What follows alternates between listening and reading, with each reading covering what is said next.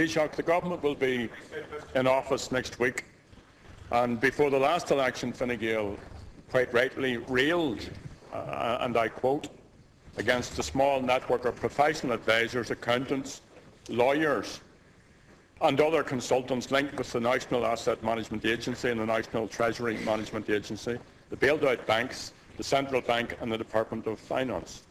And you correctly, Taoiseach, and Fine Gael correctly, identified an obvious conflict of interest. Yet 1 year later, this network remains in place. Indeed, many of the senior figures in NAMA were also senior members of the banking, financial and property sectors which caused the crisis. So, Taoiseach, an Indian to Lum, go will Kivlinch, Lassa Ugat, Idave, the Ruddy Shaw, or Fad. Go will and try Jarcock in our has to Lesko Lloyder Shin, na Tehona, be to Torcha Macan Shin, Achanish, a Slurgo well and Kirkle Orga Fos, we Hussant Ugat. Tashibsha, a Cussant, na Saver and Onad, na Puig. Taoiseach, 16 firms selected by NAMA to advise them on loan sales in Europe and the USA, and NAMA has confirmed to me that some of this management have links with these firms. Now, do you believe that there's sufficient transparency to avoid the conflict of interest which you identified in the sale of these assets? We're talking about billions of euros that have been sold by NAMA. And the Dáil and the public deserve to know how much taxpayers' money NAMA has paid for the property it controls. A year ago, you promised transparency. You promised, and I quote again, the details of all non-performing loans acquired by NAMA would be available for scrutiny on a public register, including the names of the creditors, the price paid by the taxpayer for the loans, and the actions taken by NAMA to recover the loans. Thank you. Taoiseach, why have you not delivered on this promise? Why does NAMA remain cloaked in secrecy? Thank you, Deputy.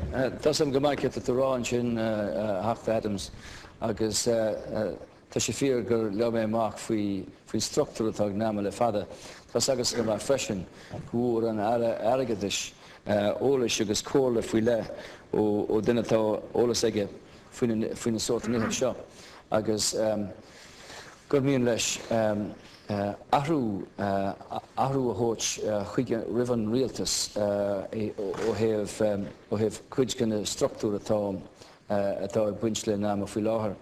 I might point out that the NAMA business of tendering is very transparent. I would advise you, Deputy Adams, that if you can bring to somebody public attention where clearly there's a conflict of interest in regard to NAMA, I think you should report that to the authorities.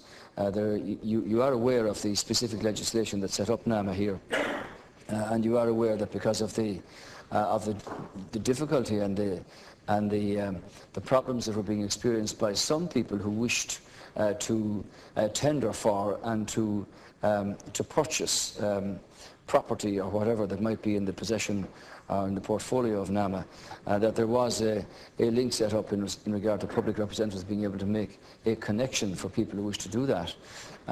So if you have details, Deputy Adams, or incidents of where you consider or you've been informed that there is a conflict of interest, I think you should bring that to public attention. As I said, the Minister for Finance has received some advice about the NAMA structure.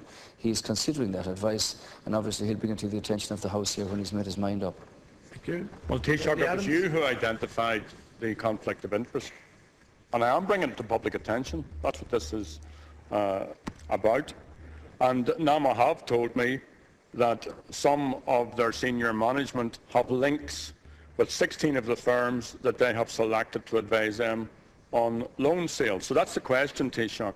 It's also interesting that since its foundation, NAMA has spent 27.5 million on legal fees, 2.5 million on accountancy fees, and projected costs for 2012 are 200 million. It's also interesting that NAMA will be advancing 568 million to construction activity outside of this island.